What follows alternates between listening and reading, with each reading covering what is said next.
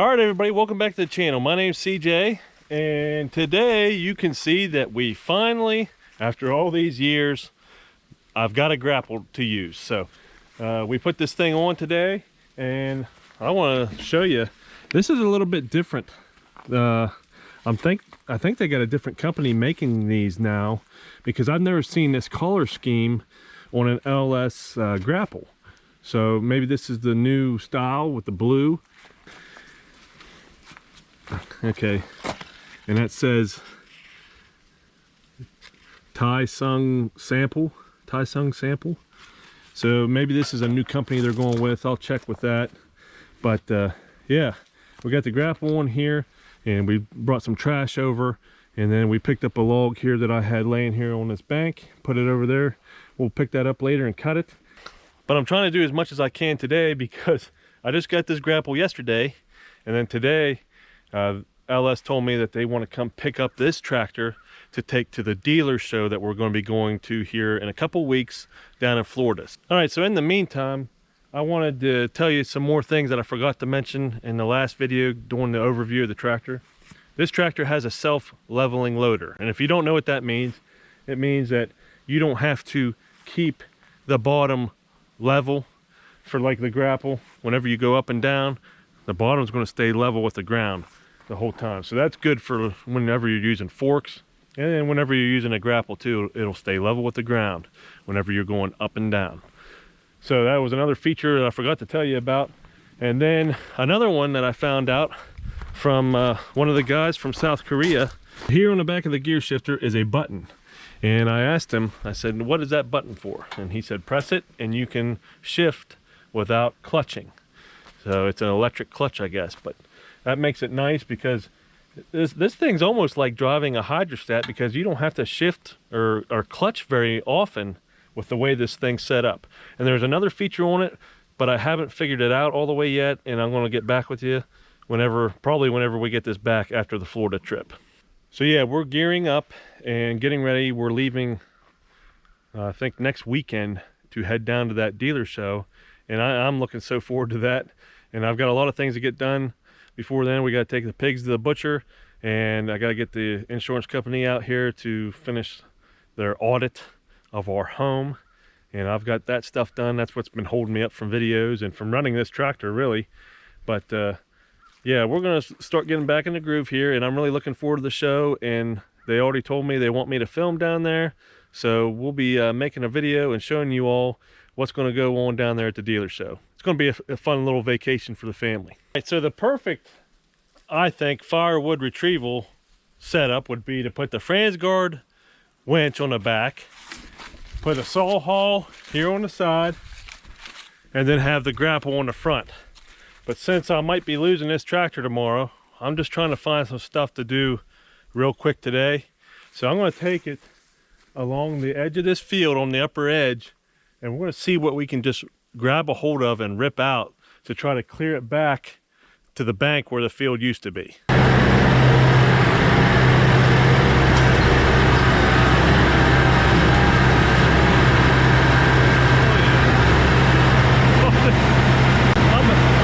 like a kid on Christmas right now.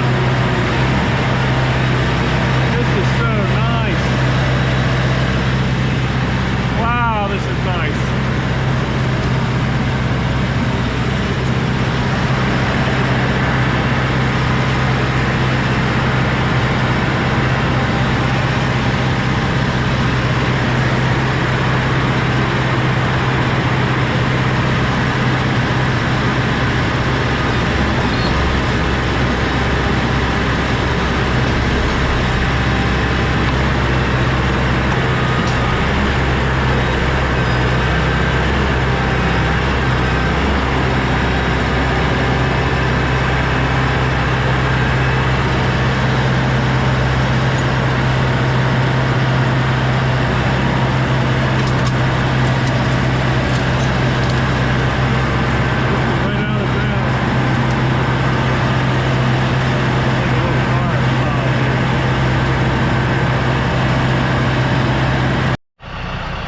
All right, so just a short amount of time, I've cleared from about here all the way to this hedge apple Osage orange, whatever you want to call it. But I am going to have to cut that out because that is some very strong hard wood. But there's an old fence post right there, so that just shows you the fence line used to be right here, but they let this grow up for some reason. And then we're gonna have to get this we'll get that T-post out. But what I'm gonna do, since I gotta cut that, I'm gonna go to the other end and see if I can work my way back. All right, so if you remember, I talked about these buttons in the last video. This one's getting eliminated, so it doesn't even matter what it is. This one is the sensitivity on your power shuttle.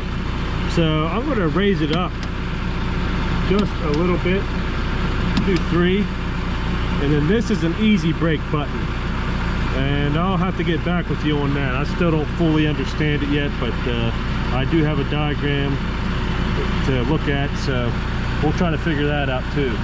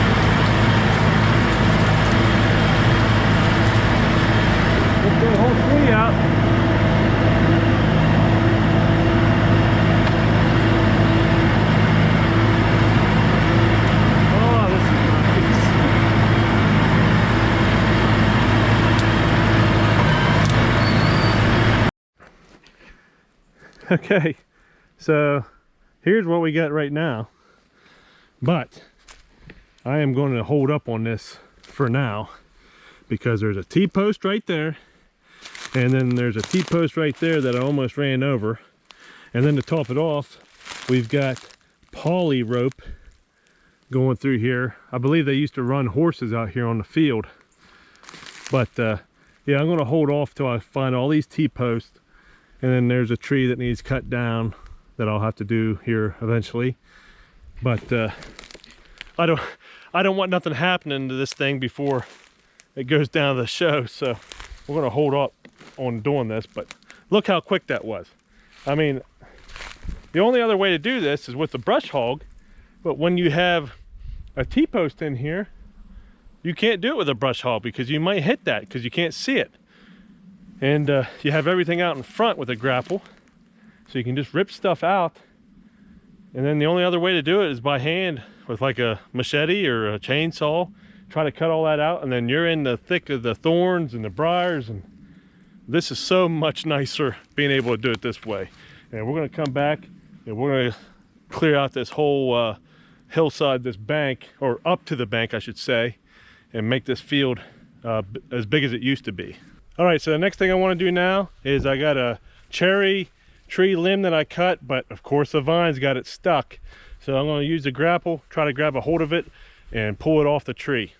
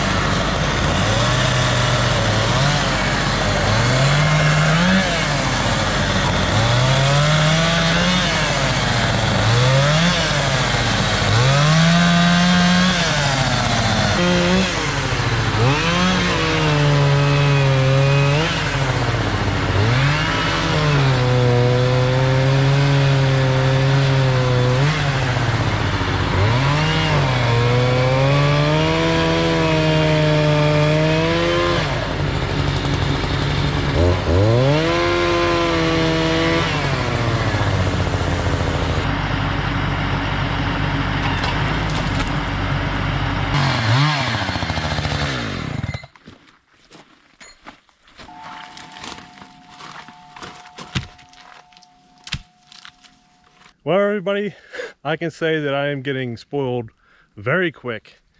Just not just from the Grapple, but that power shuttle is so nice, and then even the electric clutch to shift the gears, and you just don't have to clutch as much. And if you've done a lot of loader work, you know what I'm talking about if you have a regular shuttle shift.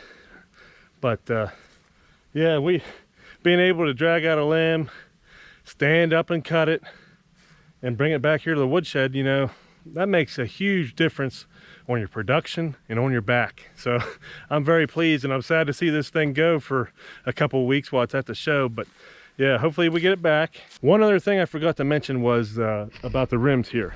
If you remember in my last video, I mentioned how they were white, and I didn't know if they were going to stay like that. Well, the guy who I was emailing from South Korea, I asked him, and he said, yes, these are temporary. And the new ones are going to have silver rims, just like the MT4X that we had here. They're going to all be silver. So that's going to do it for this video. I put about 2 hours on the tractor today, and I got to get the Grapple off of it because I'm not letting that go down to Florida. But I'm going to take the Grapple off, put the bucket back on, and then have this thing ready to be shipped. So I'm going to wrap up this video. I hope you liked it. And as we learn more about this tractor, I will share whatever we figure out. So I hope you like this video. Be sure to subscribe if you want to see more videos like this. And until next time, thanks for watching.